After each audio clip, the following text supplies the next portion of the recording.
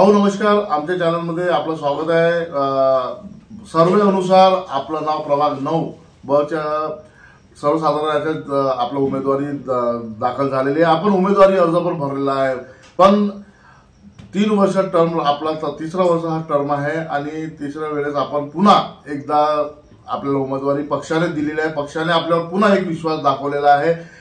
कशा प्रकारे आपण जनतेच्या समोर जाणार आहोत, कोणते कोणते मुद्दे घेऊन आपण या निवडणुकीमध्ये रिंगणात उतरले आहात।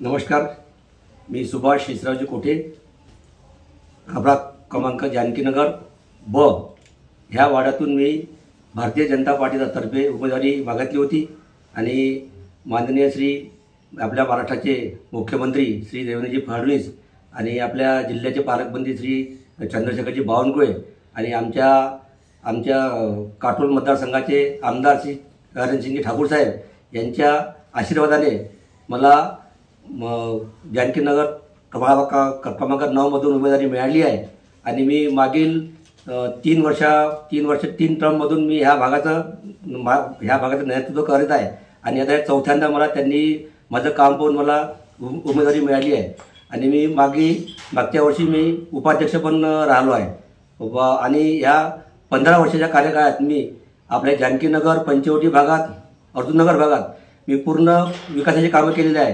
त्यामध्ये पाण्याची व्यवस्था असो, सुंदर आणि स्वच्छ पाणी मिळालं पाहिजे आणि त्यानंतर रस्ते असो, नाल्या असो, रोड असो, त्यानंतर साफसफाई असो, ह्या सर्व भागाकडे मी स्वतः लक्ष देऊन आणि स्वतः उभं राहून काम केलेलं आहे।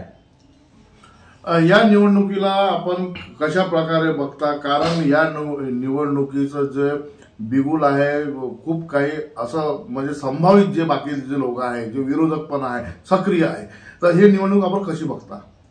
ही निवडणूक म्हणजे मान्य श्री चरणसिंह ठाकूर साहेब आमदार यांच्या नेतृत्वात पहिल्यांदाच ही नगरपालिकेची निवडणूक आहे आणि ही निवडणूक आता त्यांना ही निवडणूक जिंकावीच लागेल, कारण की त्यांच्या आमदारकीच्या ही निवडणूक आहे। त्यामुळे ती निवडणूक जिव्हारीच लागल्यावानी आहे, कारण की त्यांचा जो कामाचा सपाटा आहे, जो काटोल शहर स्वच्छ, काटोल शहर सुंदर शहर असं त्यांचं जे एक नियोजन आहे ते त्यांनी आपलं यावेळेस त्यांनी ते पार पाडणार आहे आणि त्यांच्या डोक्यात जे काटोल शहर एक सुंदर शहर आणि महाराष्ट्रात काटोल शहराचं नाव व्हावं ही त्यांची एक इच्छा आहे। त्यानुसार त्यांची ही निवडणूक म्हणजे एक दमच लागणार आहे निवडणुकीला। काही लोकांची नाराजगी तिकीट न मिळाल्याने, उमेदवारी न मिळाल्याने नाराजगी वाटत आहे।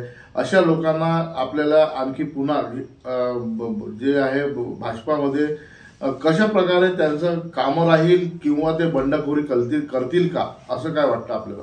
नाही, कसं आहे, आमदारकी निवडून आल्यानंतर आणि भाजपाची केंद्रात आणि राज्यात सत्ता असल्यामुळे जो तिकीट मागण्याचा जो कल आहे तो भारतीय जनता पार्टीकडे जास्त आहे आणि जे विरोधी पार्टी आहे त्यांच्याकडे खूप कमी आहे।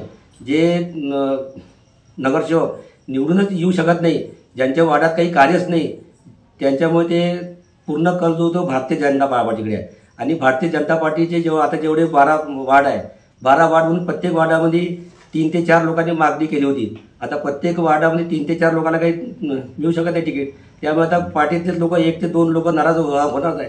आता त्यांची नाराजी कशी दूर करणार आहे ते माननीय आमदार साहेब आणि जे आमच्या पार्टीचे जे नेते आहेत ते त्यांना समजावून सांगतील। आपल्याला काय वाटतं, कशा प्रकारचे कामं आणखी रखडलेले आहेत ते आपल्याला पूर्ण करायचे आहेत?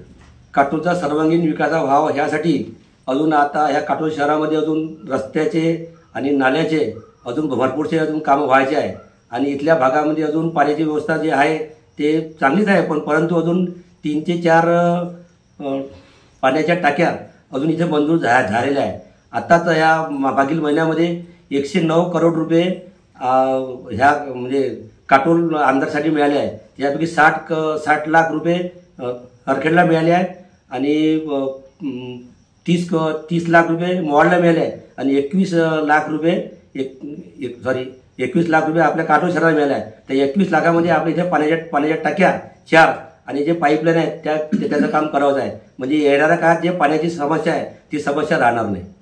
प्रभाग रचना तरतुदीनुसार आपले कशा आपण प्रभागची रचना करणार आहात, काय ठरवलं आहे?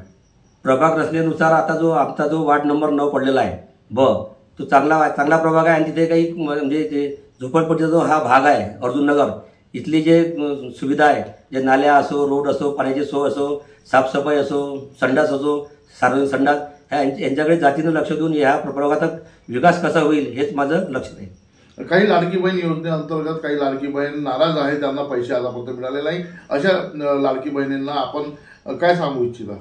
लाडकी बहीण योजनेची आता जे विरोधक आहेत तेच फक्त हवा करत आहे का त्यांना पैसे मिळाले नाही. कारण का शासनाने जेव्हा म्हणजे पैसे झाले तेव्हा त्यांना पैसे मिळाले. दिवाळीच्या पहिली त्यांना पहिला हप्ता मिळाला होता. आता फक्त जो आता चालू किंवा रनिंग आहे तोच फक्त बॅलन्स असेल असे मला वाटते. आपल्या प्रभागातल्या नागरिकांना आणि आपल्या प्रभागातल्या मतदारांना काय एक आव्हान, काय एक संदेश आपण देऊ इच्छिता? जानकी नगर प्रभागातून मी मागील 15 वर्षापासून नेतृत्व करत आहे आणि त्यांच्या सहकार्याने मी मागील 15 वर्षापासून काटोलमध्ये सर्वात जास्त मताने निवडून आलो आणि त्यांच्याच आशीर्वादाने यावर्षी सुद्धा जास्त मताने निवडून येईल आणि त्यांच्या आशीर्वादाने चांगलं काम करीन वार्डामध्ये.